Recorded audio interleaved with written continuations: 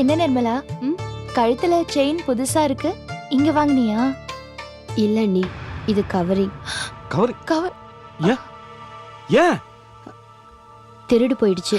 இந்த வீட்லயா? இல்ல பஸ்ல வரும்போது ஒரு பொம்பளை நல்ல விதமா பேசிச்சு. நாங்களும் நல்ல பொம்பளைன்னு நினைச்சோம். பிஸ்கெட்லாம் கொடுத்துச்சு. சாப்பிட்டதும் நாங்க மயங்கி விழுந்துட்டோம். அது நகையெல்லாம் திருடிட்டு போயிடுச்சு. ஏமா ஏமா நான் இங்க வரும்போது என் மனசுல இருந்ததே வேற. ஆனா உங்களை பார்த்ததுக்கு அப்புறம் ரொம்ப நொந்து போயிட்டேம்மா. நிர்மலா பாக்குற வேலை, நீங்க இருக்கிற இந்த வீடு எதுவுமே திருப்தியா இல்ல. ரொம்ப கஷ்டமா இருக்குமா. ஏன் இந்த மாதிரிலாம் பேசுற? பின்ன எப்படி பேச சொல்ற? உங்களை பார்த்து சந்தோஷப்பட சொல்றியா, இல்ல நீங்க இருக்கிற இருப்பை பார்த்து மனசு பூரிச்சு போக சொல்றியா? நீ சந்தோஷப்படவும் வேண்டாம், சங்கடப்படவும் வேண்டாம். பின்ன என்னம்மா, நீ பாக்குறதெல்லாம் ஒரு வேலையா? நீ வாங்குற சம்பளம் 2 பேருக்கு எப்படிமா பத்தம்? ஏதோ ஒரு காலத்துல கஷ்டப்பட்டோம், ஆனா இப்ப இதெல்லாம் தேவையா? நாங்க வந்து பார்த்தா அம்மா கால்ல செருப்பு கூட போடாம ஆத்தங்கரால துணி துவைச்சிட்டு இருக்காங்க. இந்த கொடுமையை பாக்குறதுக்கு நான் அவ்வளவு தூரத்துல இருந்து வந்தேன்.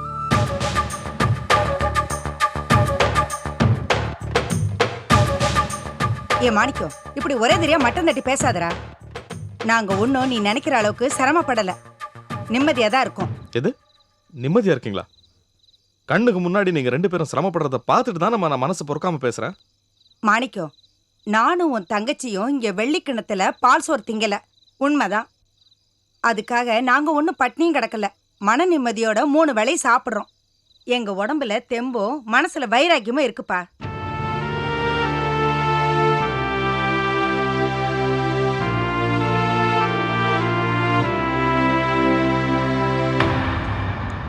அம்மா, என்னோட மனவேதனை உங்களுக்கு புரியலையா?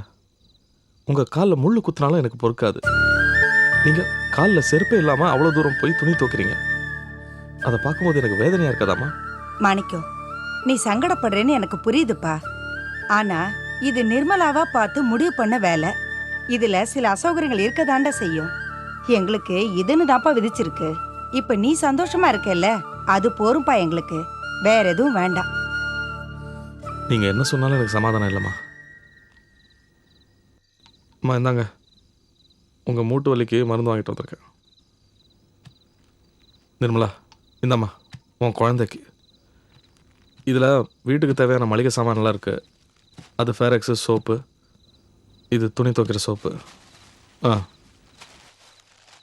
இது வந்து உங்களுக்கும் நிர்மலாவுக்கும் புடவை வாங்கியிருக்கேம்மா. இது உனக்கு நைட்டி. எதுக்கு நீ இதெல்லாம்? இதெல்லாம் உனக்கு தேவையானதானம்மா? நிர்மலா, நீ எதுக்கடி என்னமோ யோசனை பண்ணிட்டு இருக்க? உங்க அன்னிக்காரி என்ன உங்க அப்பா வீட்டுல இருந்தா வண்டி கட்டி கொண்டாந்து இறக்கி இருக்கா? உங்க அண்ணன் சம்பாத்தியத்துல வாங்கி கொண்டாந்து தானே.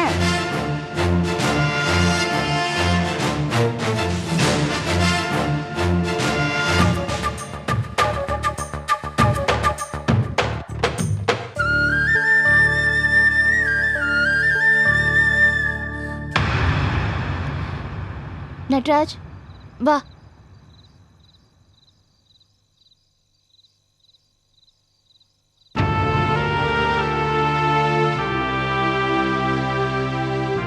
அம்மா, நீங்களே இத்தனை வேலையும் செஞ்ச உங்க உடம்பு என்னத்துக்காருது?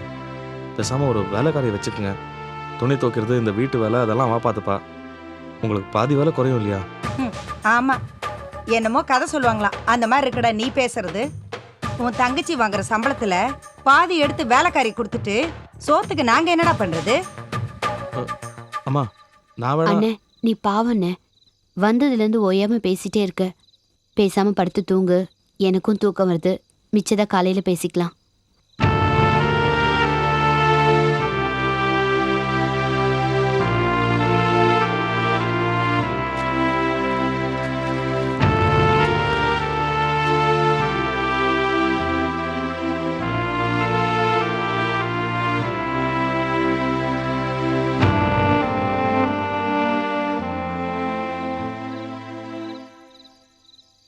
சரோ, நாம் நினச்சதை விட அம்மாவும் நிர்மலாவும் ரொம்ப சிரமப்பட்டுட்டு இருக்காங்க. எனக்கு தூக்கமே வராது சரோ.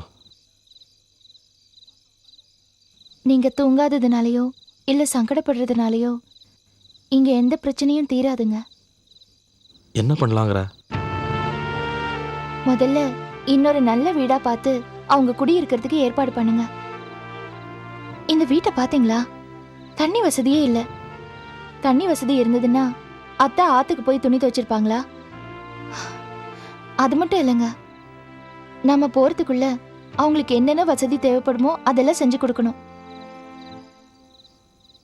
சரி சரோ, ஆனால் நம்ம வீட்டை பார்க்க போகிறோம்னு சொல்ல வேண்டாம், இல்லைன்னா ஒத்துக்க மாட்டாங்க. வந்து அப்புறம் சொல்லிக்கலாம். ம், சரிங்க. ரொம்ப பனியா இருக்கு, உள்ள போலாமா? ம்.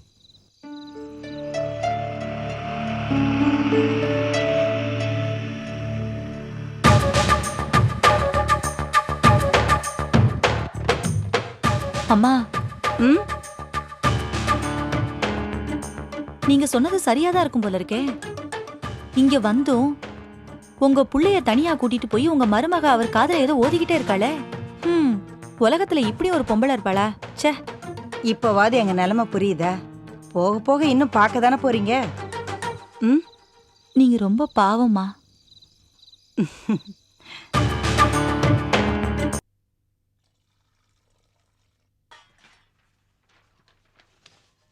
அப்பா, என்னடா வாசு? எங்க சக்தியை காணோம்? ஏதோ அவசரமாக கோயிலுக்கு போயிட்டு வரேன்னு சொல்லிட்டு போச்சுப்பா. என்னது, கோயிலுக்கா? அம்மா, என்னடா? ஏம்மா, சக்தி நேத்து வேலைக்கு போல, இன்னைக்கு இந்நேரத்து கிளம்பி கோயிலுக்கு போயிருக்கானே எப்படிமா? அவன் ஏன் வேலைக்கு போல, என்ன ஏதுன்னு வீட்டுல நீங்க ரெண்டு பேரும் விசாரிக்கவே மாட்டீங்களா? விசாரிக்காம இருப்பமாடா. நேத்தி கேட்டப்போ உடம்புக்கு முடியல, அதனாலதான் ஆபீஸ்க்கு போகலன்னு சொன்னா. உடம்புக்கு முடியலையா? என்னம்மா புதுசா சொல்ற? நல்லா தானே இருந்தா. அவ சொல்றது பொய்ன்னு எனக்கும் தெரியும்டா. ஆனா 2 நாளா சரியா சாப்பிடல, தூங்கல. அவ மனசுல ஏதோ பிரச்சனை போல இருக்கு. வெளியில சொல்லாம அவளா குழம்பிட்டு இருக்கா. அதையாவது என்னன்னு கேட்க வேண்டியதானம்மா? அவளா சொல்லட்டும்டா. நாம கேட்டா அவ இன்னும் அதிகமா வேதனைப்படுவாள்ல. என்னம்மா? வாசு, நானும் கவனிச்சுக்கிட்டு தாண்டா இருக்கிறேன். அந்த பொண்ணு 2 நாளாக எதையோ மனசில் நினச்சிக்கிட்டு வேதனைப்பட்டுக்கிட்டு இருக்கு. இப்படியே 2 பேரும் மாத்தி மாத்தி தகவல் மட்டும் சொல்லிட்டு இருங்க. அவ இப்படி இருக்காளே, என்னன்னு யாரும் கேட்க மாட்டீங்களா? வீட்டுல 2 பேரும் என்ன பண்றீங்க? கேட்கலாம்ப்பா. கேட்டால் அதையிட்டு ஏதாவது மனசு சங்கடப்பட்டுச்சுன்னா? அட போங்கப்பா. கேட்டா சங்கடப்படுவான்னு நீங்களா நினைச்சிட்டு கேட்காம இருந்தா எப்படி? அது சரி, ஆபீஸ்ல இருந்து மாணிக்க சாரு செல்வம் யாரும் தேடி வரலையா? வரலையேடா. எனக்கும் அதாண்டா ஆச்சரியமா இருக்கு. ஸ்ட்ரைக்குன்னு ஆபீஸ் மூடி இருந்தப்ப கூட இவளை அவங்க வீட்டுக்கு கூட்டிட்டு போயிருக்காங்க. ஆனா இப்போ இவ 2 நாளா ஆபீஸ்க்கே போல. அப்படி இருந்தும் அவங்க கண்டுக்காம இருக்காங்கன்னா எப்படிரா? ஏண்டா வாசு, இப்படி இருக்குமோ? என்ன? இல்லை, என்னால் ஏதாவது பிரச்சனை ஆகி பழைய ஆளுங்க பார்த்து ஏதாவது மிரட்டி அந்த பயத்தில் ஆஃபீஸ் போகாமல் இருந்திருக்குமோ? அப்பா, அப்படி இருந்தா வீட்டுல சொல்லிருப்பாள. இதெல்லாம் அவன் மறைக்க மாட்டா. அதுவும் சரிதான்டா. எடு.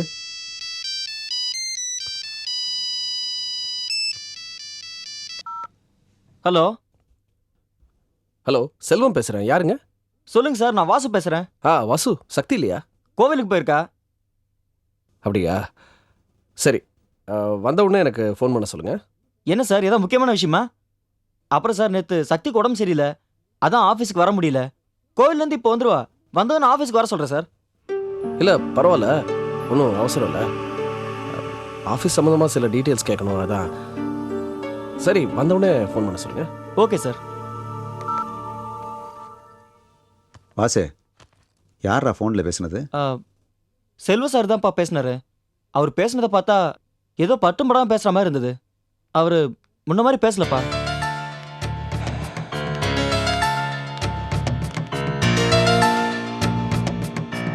சக்தி, என்னம்மா கோயில் போயிட்டு வரியா? ஆமாண்ணே, என்ன விஷயம்? செல்வ சார் இப்பதான் ஃபோன் பண்ணாரு. ஆபீஸ்ல ஏதோ முக்கியமான டீடைல்ஸை பத்தி உங்ககிட்ட கேட்கணும்னு சொன்னாரு.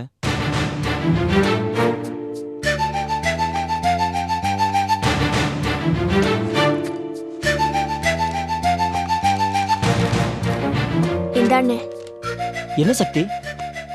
இதெல்லாம் செல்வம் சார் கிட்ட கொடுக்க மறந்துட்டேன். கொண்டு போய் கொடுத்துரு. என்ன சக்தி, ஏதாவது பிரச்சனையா? ப்ளீஸ்ண்ணே, இப்போ என்கிட்ட எதுவுமே கேட்காத. கொண்டு போய் கொடுத்துரு.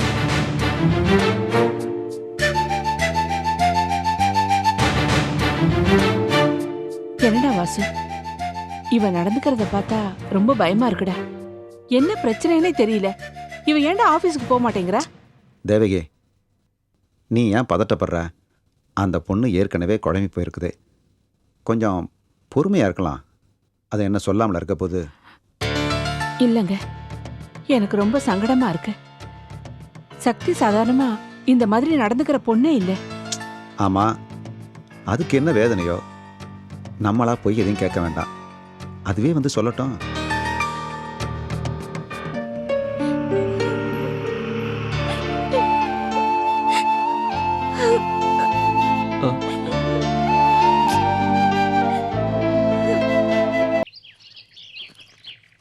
அண்ணே, டைம் ஆச்சு, நான் கிளம்புறேன். சாப்பிட வந்துடும் இல்லைம்மா? இல்லைண்ணே, வர முடியாது. அங்க வேலை ஜாஸ்தி இருக்கு. வரேன் நீ. வரேம்மா. பாய்டா. அத்தைக்கு டாட்டா சொல்லு. சொல்லுடா. மாணிக்கம், வாப்பா சாப்பிடலாம். என்னம்மா பண்ணியிருக்கீங்க?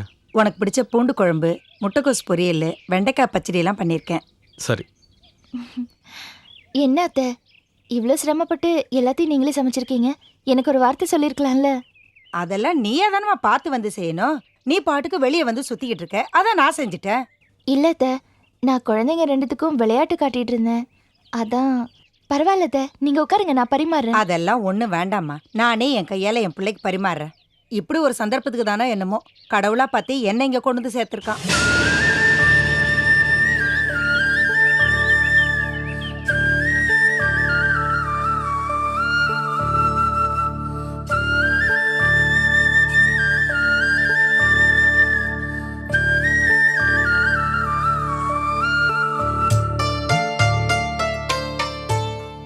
எப்படிப்பா இருக்கு? உங்கள் கைப்பக்கம் சொல்லுமாம்மா, ரொம்ப நல்லா இருக்கு. நல்லா சாப்பிடுப்பா. இன்னும் கொஞ்சம் போடுறேன்.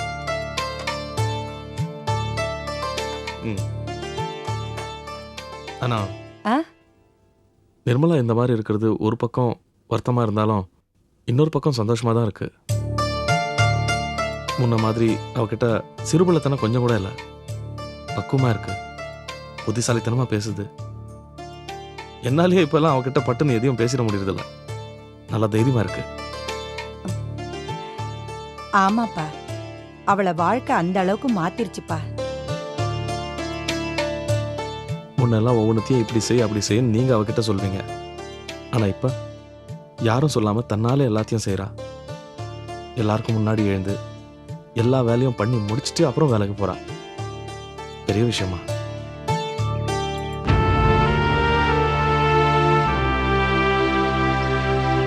ஏய் நட்ராஜ், கல்லு சாப்பிடக்கூடாது, அப்புறம் அம்மா கோவம் வரும். என்னம்மா, மெட்ராஸ்ல தண்ணியே இல்லையாமே? சேச்சே, அப்படிலாம் எதுவும் இல்லை. வெயில் காலத்துல சிரமப்பட வேண்டி வரும். ஓஹோ. உங்களுக்கு இந்த ஊர் தானா? ஆமா. எங்க ஊர் கூட ஒரு கிராமம் தான். அழகர் குலம்னு பேரு. ஓஹோ. உங்களுக்கு இங்க பொழுது எப்படி போகும்? முன்னாடி எல்லாம் பேச்சு துணைக்கு ஆளே இல்லாம இருக்கும். இப்போ உங்க அத்தை ஊருக்கு வந்ததுக்கு அப்புறம் நல்லா பொழுது போகுது. உங்க அத்தை ரொம்ப தங்கமானவங்க தெரியுமா? ஆமாங்க. என்ன ஆமான்னு சொரத்தியே இல்லாம சொல்ற? நம்பலையா நீ? சேச்சே, நான் சும்மா சாதாரணமா சொன்னேன். வயசான காலத்துல என்னமா பாடுபடுறாங்க தெரியுமா? மகளையும் பேத்தியும் வச்சுக்கிட்டு அவங்க படுற பாட்டை பார்த்தா எனக்கு ரொம்ப கஷ்டமா இருக்குமா. நேத்து காலையில இருந்தே என் மகனும் மருமகளும் வருவாங்கன்னு ஓடி ஆடி வேலை செஞ்சிட்டு இருந்தாங்க. சின்ன புள்ள மாதிரி முகத்துல அப்படி ஒரு சந்தோஷம். நான் பெருமைக்குன்னு சொல்லலமா, இப்படி ஒரு மாமியார் கிடைக்கிறதுக்கு போன ஜென்மத்துல நீ ரொம்ப புண்ணியம் பண்ணிருக்கணும். உனக்கு ஒண்ணு சொல்றேன், அவங்கள நீ ரொம்ப நல்லபடியா வச்சுக்கிட்டீன்னா அதான் உனக்கு நல்லது.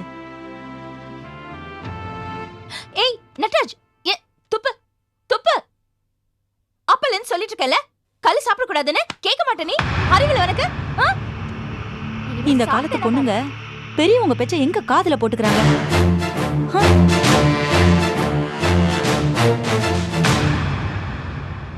ரொம்ப நல்லா இருந்துச்சுமா. அம்மா அப்படியே சரோக்கை சாப்பிட கொடுத்துருங்க. நாங்கள் 2 பேரும் கொஞ்சம் கடை பக்கம் போயிட்டு வரோம். ம் சரிப்பா, கூட்டிட்டு போயிட்டு வா. அம்மா, நீங்க சொன்னது 100க்கு 100 சரி. நான் கூட உங்க மருமகளை பார்த்தா அப்புறாணி நினைச்சுக்கிட்டு இருந்தேன். பயங்கரமான ஆளா இருப்ப போல இருக்கு. உங்க மகன் கூட பொண்டாட்டி பக்கம் ஒரேடியா சாஞ்சிட்டாரு போல இருக்கு.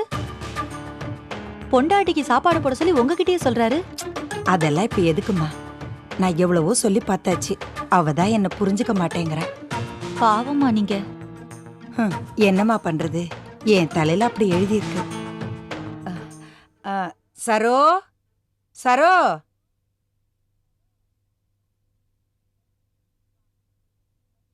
வாமா, வந்து உக்காரு. என் கையாலேயே உனக்கும் பரிமாறுறேன்.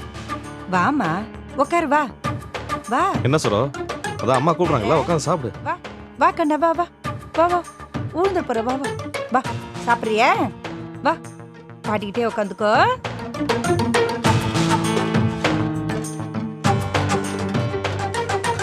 இந்தாம்மா, தட்டு வச்சுக்க.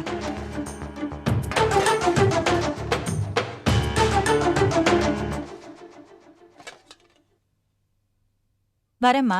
வாங்க.